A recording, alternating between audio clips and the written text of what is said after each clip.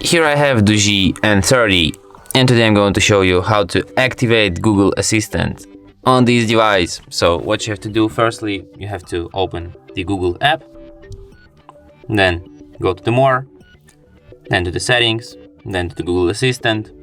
Then you have to find and enter the general settings of this assistant, and you can enable it here. And that's how it's done. And now you have your Google Assistant enabled.